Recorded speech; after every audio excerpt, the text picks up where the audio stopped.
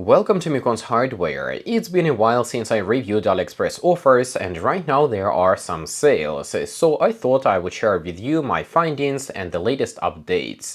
I know that you all are busy and here just for the information, so all the disclaimer and all the political bullshit will be left till the end of the video. Don't skip it.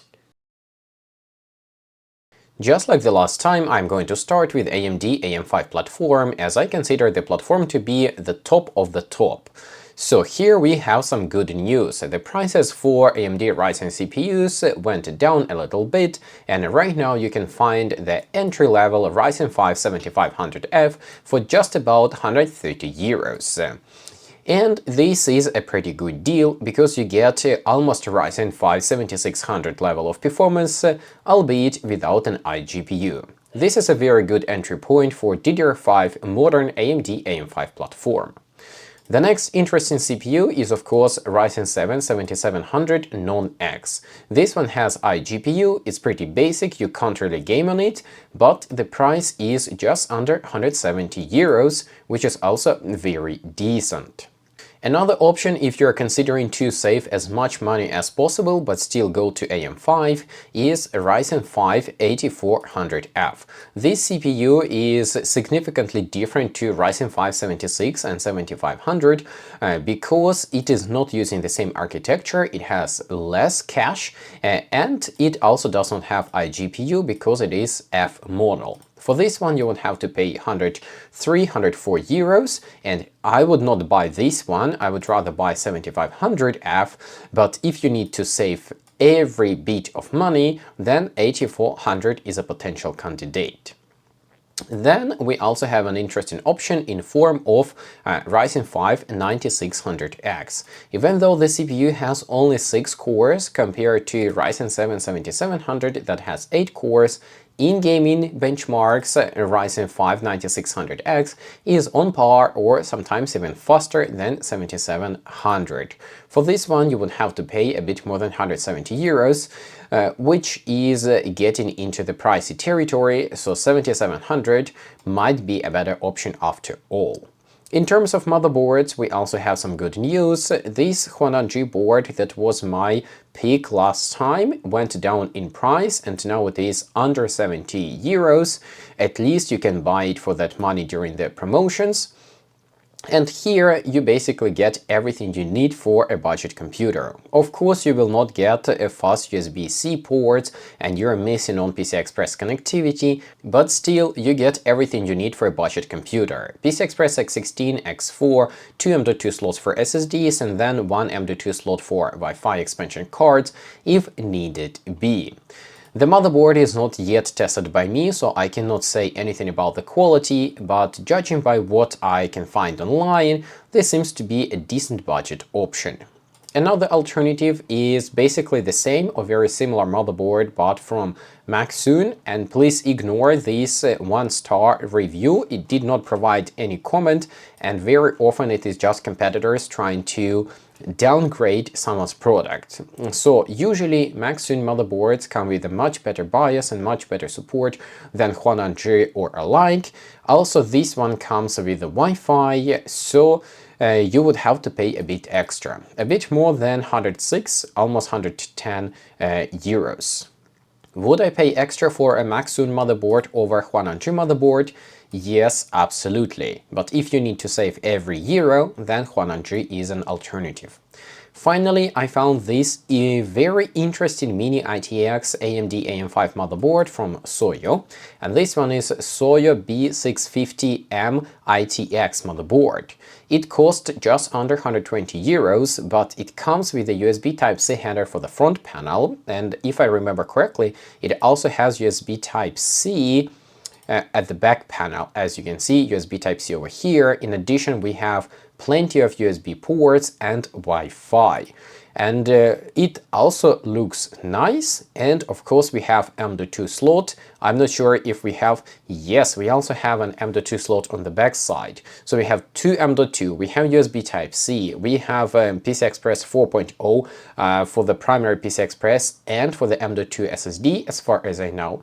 And for that you have to pay less than 120 euros. Of course, I could not pass by such a bargain, and I bought this motherboard for a review. When the motherboard arrives to me, I will test it and the review will be available on my channel. The next platform in question is still Intel LGA1700, because 1851 is pretty much dead on arrival and you don't find much options on AliExpress. So here we also have some pretty good news. The CPUs are going down in price and i3-12100F can now be found for less than 65 euros.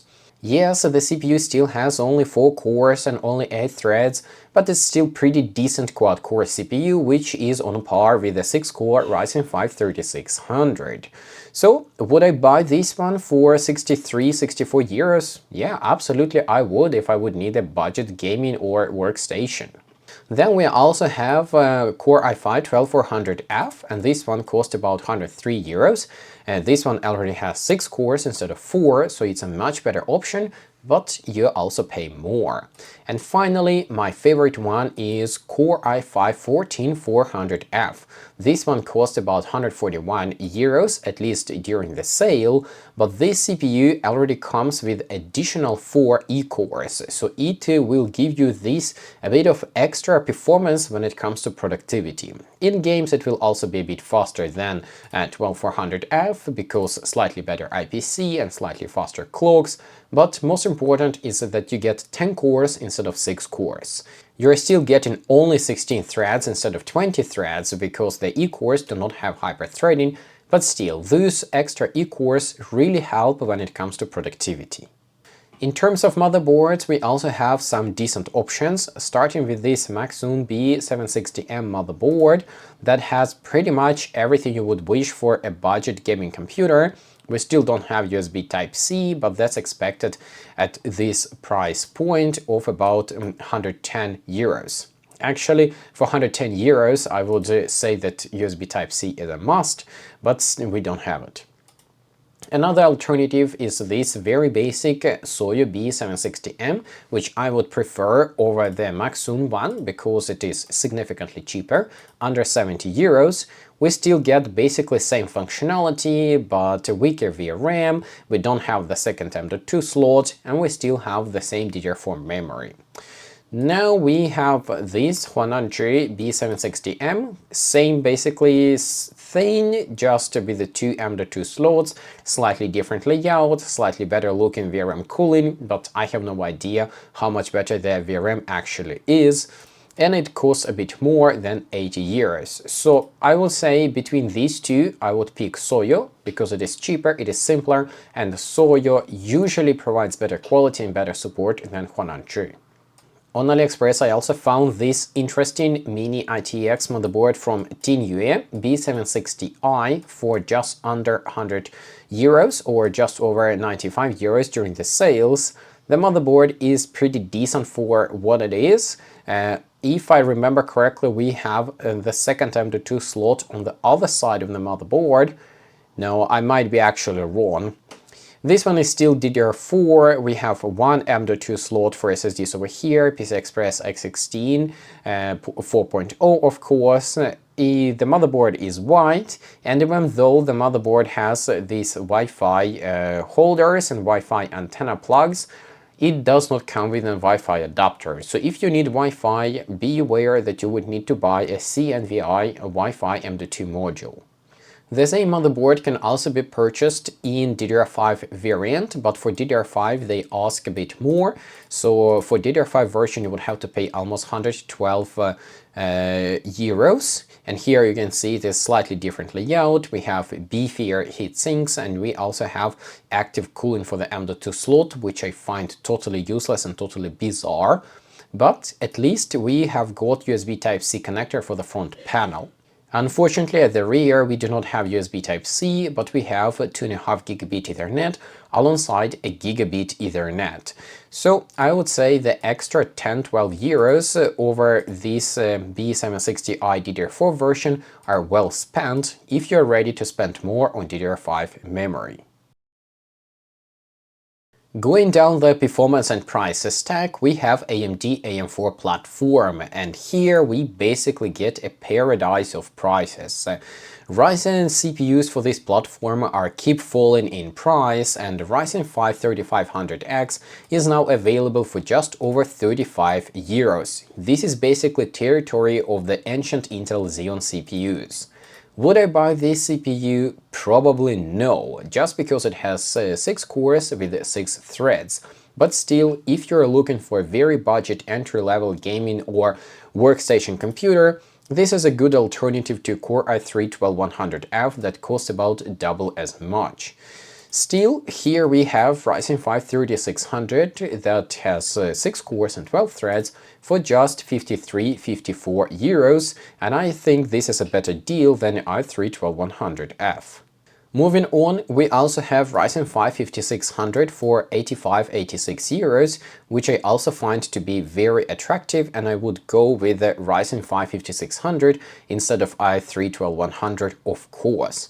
Ryzen 5 5600 is trading blows in gaming with Core i5-12400, but costs less than i5, and the motherboards are also a bit cheaper.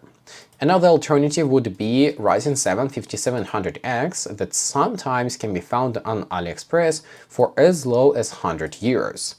I see that this particular listing is shipping from Spain. It means that the 100 euros price tag is only available inside Europe, but sometimes these listings are also coming with shipping from China, and then it is available in the global market for US, for Brazil, for Argentina, Mexico, and other places where I have my viewers.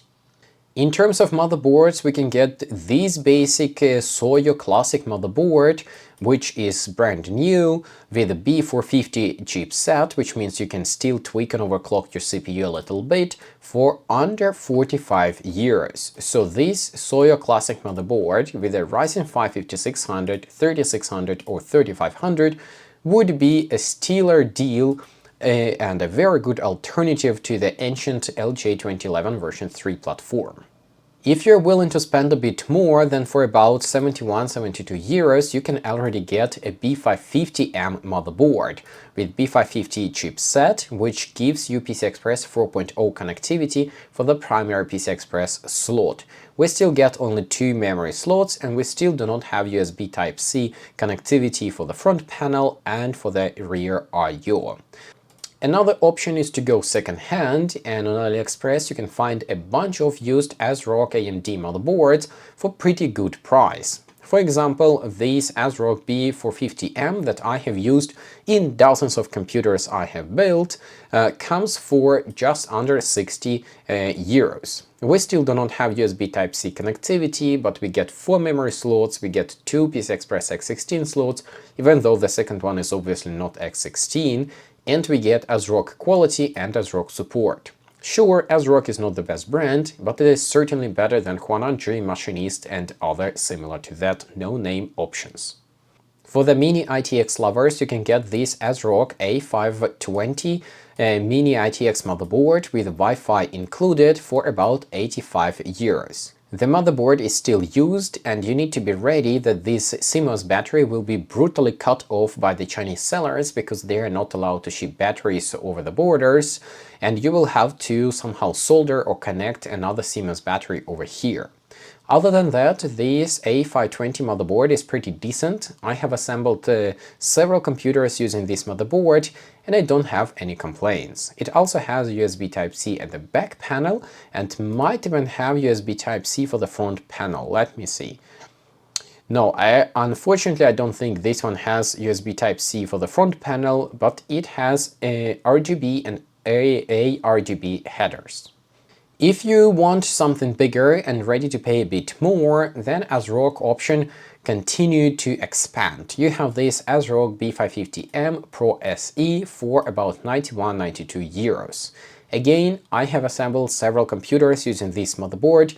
No issues, works flawlessly, no memory compatibilities.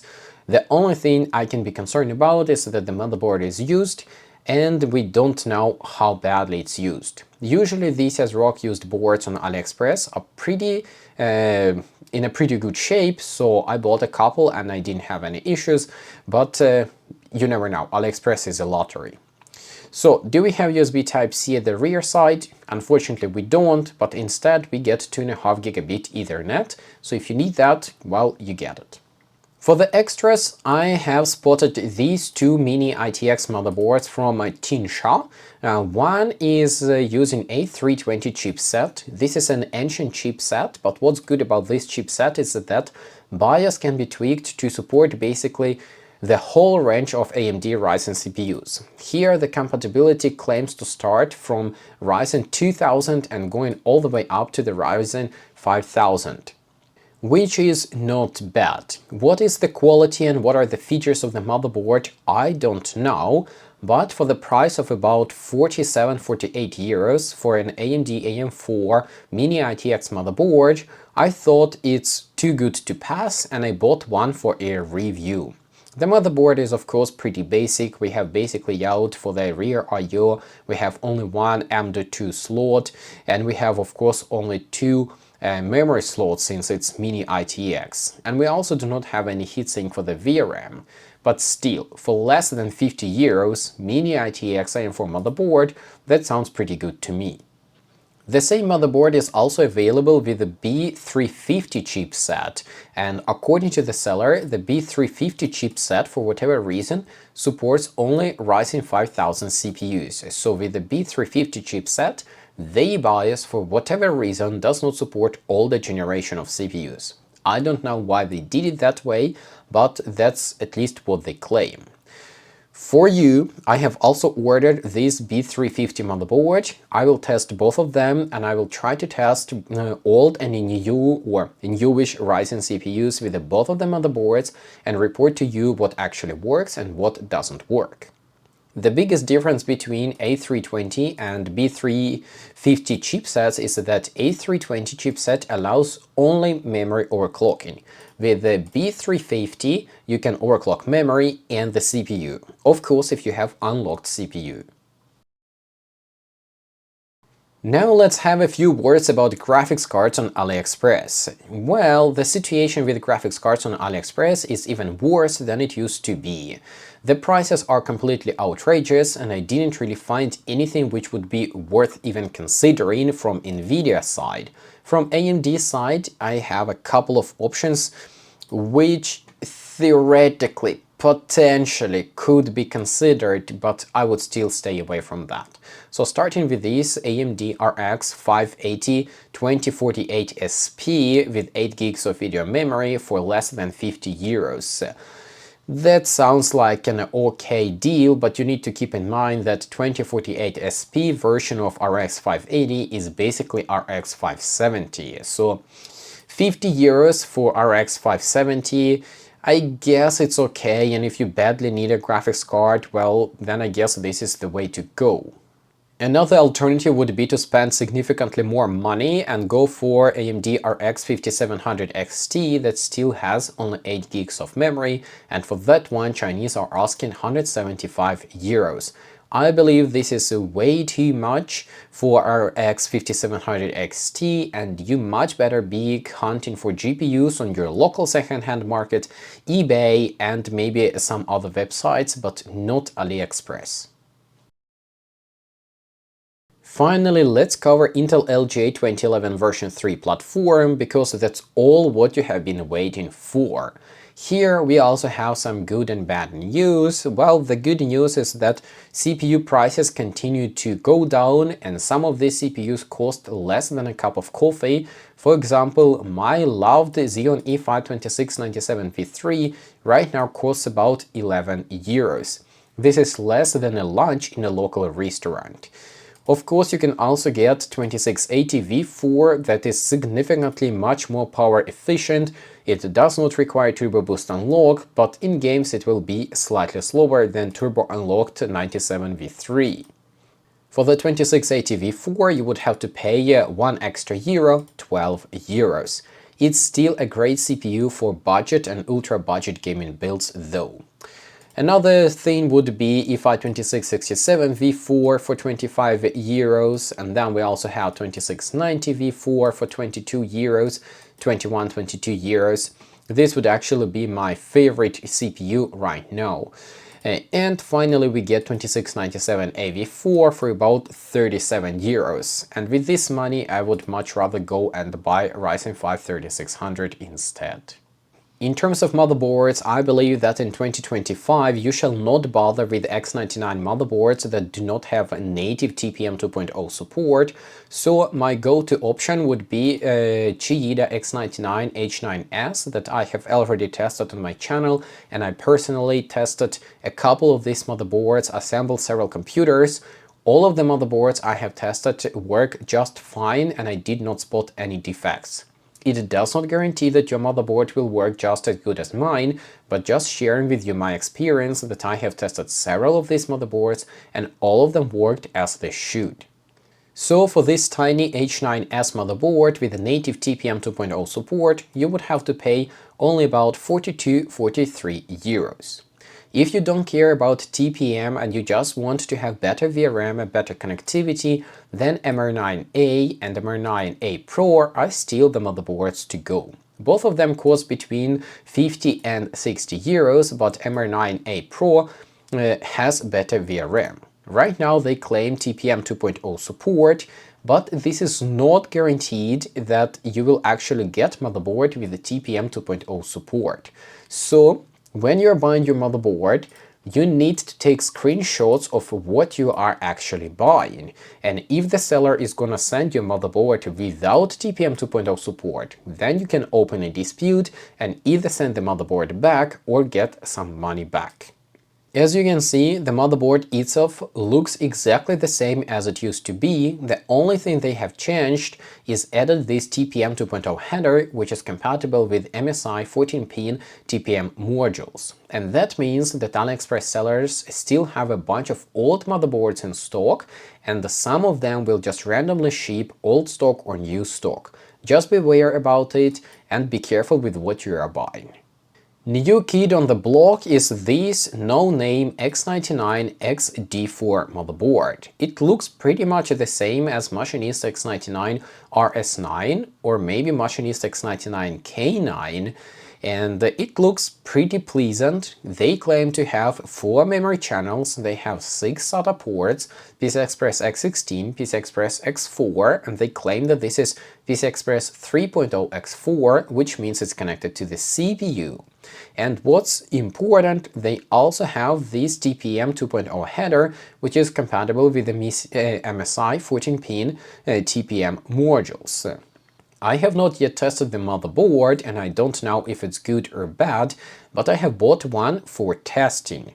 All in all, I would say this is a pretty decent alternative to Chiida X99 H9S, even though it is 10 euros extra. So this one is 53–54 euros. I expect that the motherboard will go down in price after a while. Right now it's a new option, so the price is a bit up. So if you're interested in this motherboard, stay tuned. A review will be available on my channel once the motherboard arrives to me. Finally, another potential alternative would be this Miyconst X99 MR9S. This one has even more connectivity than MR9A, and they also claim to have TPM 2.0 support. I don't see where it is. Okay, here. So here you can see TPM 2.0 header over here is supposed to be, and they claim that it also works with MSI 14-pin TPM modules. I have not yet tested the motherboard. I cannot say if it's good or bad, but if you badly need connectivity, then I would probably bid on this motherboard. The price is also pretty okay, under 73 euros. Still, all in all, X99 motherboards and X99 platform in 2025 shall only be considered for budget and ultra-budget gaming computers or workstations. For example, I could imagine building something with the Chiida X99 H9S, with a TPM module and with EPYC 2680 V4. That could be a value which cannot be beaten by any other platform. Motherboards and CPUs are covered. Now let's talk a bit about memory. Here we have not so good news. Unfortunately, memory prices are slowly going up because the production is shrinking. So for DDR4 memory, you would have to pay a bit more than it used to be. Right now, for example, if you want two 8GB sticks of Clisre DDR4 ECC registered memory, you would have to pay almost 17 euros. And here I need to remind you not to pay extra for DDR4 2400 or DDR4 2666 ECC registered memory on AliExpress. Most of such memory is the same old 2133 memory chips, reprogrammed and overclocked for higher speeds. Samsung DDR4 ECC registered memory on AliExpress also not that cheap as it used to be, so let me see. So for example, for 8GB single stick 8GB DDR4 2133, you would have to pay 17.5 euros. I think that's way too much. You should be getting two sticks for the same price. And here we also have Kingston Beast memory. This is good memory. I have bought and assembled multiple computers with this memory, no complaints, and from my statistics this Kingston Fury Beast works better than Corsair memory. But the price on AliExpress is not the best. So for example, for 32 gigs of DDR4 3200, you would have to pay almost 70 euros. It's not too bad, but it's also not great. Alternative could be China brand, for example this one, KinBank memory. For the same 32 gigs of DDR4 3200, you would have to pay about 60 euros, a bit less than 60 euros. But, usually these Chinese brands, they have XMP profiles with atrocious timings, and you would have to tune the memory yourself if you want to get the most or the best out of it. Here is another alternative potentially for the Ryzen CPUs, because this one is 3600, DDR4 3600, and this one for 32 gigs you would have to pay about 61 euro. DDR5 offers on AliExpress are still pretty scarce, and I didn't really find anything that I would pick as a really good deal, but still here are a few options. Same KinBank, DDR5 6000 for 32 gigs, you would have to pay almost 100 euros or 97-98 euros. I think it's a bit too much, but considering that the memory prices are going up, that's about what you would have to pay. Alternatively, you can also look at the Crucial memory. This Crucial memory I personally have tested and assembled a couple of computers with it. It's a decent memory, it works well, I didn't have any issues both with Intel CPUs and with AMD Ryzen CPUs, it just worked. And here you can get 48 gigs of memory, 2 sticks 24 gigabytes each, for about 124 euros. I think this is a better deal than paying 100 euros for KinBank memory, but if you need to save every euro, then KinBank is an alternative. Crucial memory is also available in 32 gigs capacity, but it's about 5 euros extra compared to the KinBank memory. Lots of CPU cores, lots of memory channels, lots of PCI Express lanes. Everyone wants, but realistically almost nobody needs. Still, I'm going to cover it at least partially. Here we have basically two alternatives, Intel LGA3647 and AMD EPYC SP3 sockets. So from interesting parts, we still have the Supermicro X11 SPI TF motherboard. It's a decent motherboard, it can be flushed with a custom BIOS, VRM can be updated to support high TDP CPUs, but unfortunately the prices aren't going down. It's simply not that many of these motherboards out in the wild, so the prices are still staying somewhere around 300 euros per motherboard, which is ridiculous in my opinion. For the CPUs, we can have a plug-in CPU, something like a Xeon Gold 6138 for just about 10 euros. It comes with 20 cores and 40 threads, but pretty low clocks. Another alternative is a Xeon Gold 6150, which can be found for about 30 euros. This one has 18 cores, but it has 165 watt TDP and higher clocks, so overall it's gonna perform better than a 20 core 6138. Finally, the CL CPUs, these ones, 8275CL and similar, are going down in price. And if you have a modded BIOS for your Supermicro motherboard, all of these CL CPUs will work. This one with the 24 core and 3 GHz base frequency cost about 180 euros, which is a decent price, but I would still prefer a modern platform unless you badly need lots of PCI Express lanes. AMD EPYC SP3 platform is still kinda expensive and a very niche. The gaming performance is not there, the booting time is pretty long, the memory compatibility is very picky, so if you're investing into this platform, you probably know what you're doing and you know what you need. So you probably need a strong CPU, and here you can consider this 7K62 AMD EPYC with 48 AMD CPU cores for just about 300 euros, and that's pretty decent. For the motherboard, we have a Supermicro alternatives for about 350–400 euros, which is H11 SSL-I.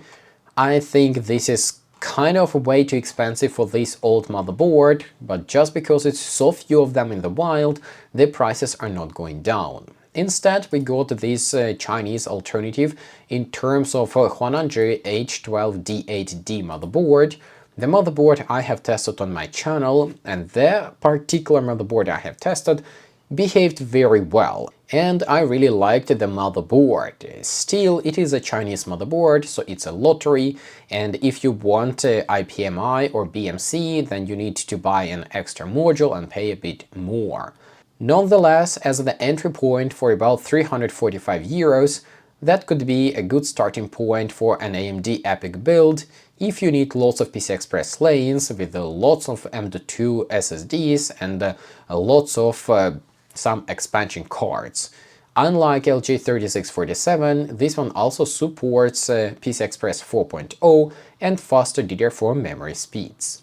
As an alternative to Huanan H12D motherboard, we also have this Wiser ATX BV10. The motherboard looks very similar to the Huanan motherboard, but it has one extra PCI Express X16 slot and a slightly different layout and slightly different VRM cooling radiators. I'm not sure if this motherboard is good or bad, I have not tested it yet, and with the currently asking price of 400 euros, I really don't think I will buy another of these EPYC motherboards just to test it and sell with a loss. For LGA3647, Huanan also has an offer, but unfortunately this particular one, X1116D, being on my test bench, the motherboard comes with a very thin PCB, and in my particular case the PCB was either damaged or cracked or it was a production defect, and some of the memory slots would not work, and the system would reboot if I would load the PCI Express slots with extra GPUs and so on. Huanan support is unfortunately also very bad, and this is not only with this particular motherboard. With any other motherboard that I had questions or issues and trying to contact Huanan support, the answers are pretty slow, pretty bad, and pretty useless, so I would stay away from this motherboard. The final section of this video will be dedicated to Mini-ITX NAS or home server builds. Here we have a few different options. For example, you can take a look at this ASRock Rack Mini-ITX motherboard with LGA2011 socket. The currently asking price is 140 euros plus about 30 euros for shipping, so it's pretty expensive, but at the same time you can install 16, 18, 20 core CPU, and you also have 4 memory slots for full quad channel memory support. Unfortunately, we still have only gigabit Ethernet, even though we have 2 ports and IPMI, and unfortunately we have only 4 SATA ports. The biggest problem of this motherboard is of course the idle power consumption.